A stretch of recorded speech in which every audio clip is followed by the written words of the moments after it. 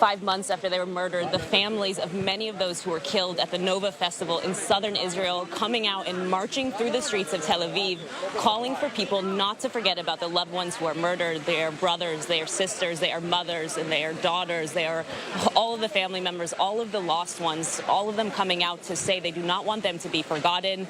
They had harsh words for the government. They feel very much abandoned by the Israeli government. We talked to a number of different people here, the families here, who say they haven't received any support or certainly don't feel like they feel supported by their own government. We can take a listen to what they had to say. From the French government, we got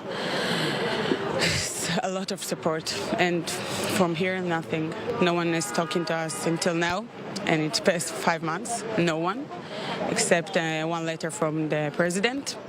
That was probably signature from his secretary. And that's it. And last month there was a ceremony for the memorial of the 47 murdered from October 7. That was French. And I think that the respect that we got from them, it's not 1% from here. The government has to make sure that every family is visited, is taken care of.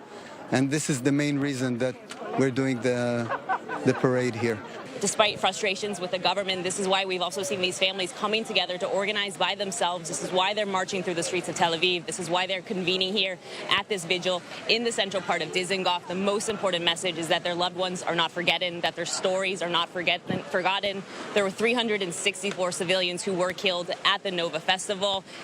Pictures, many of them walking today with their pictures on their shirts, holding the banners, telling stories about their loved ones. We can take a look at some of the faces here. He was just a good boy. He went for the first time in his life for such a party. He was planning to become a student after serving 3 years in the army. Went to the big trip in South America and then came back, and he didn't have a chance to make it. So we think of him every day, and we hope that this will never happen again. I think that every point of our life that we're mentioning here, mention them, all the 1,400 that was murdered in the October 7, it's important to not forget them.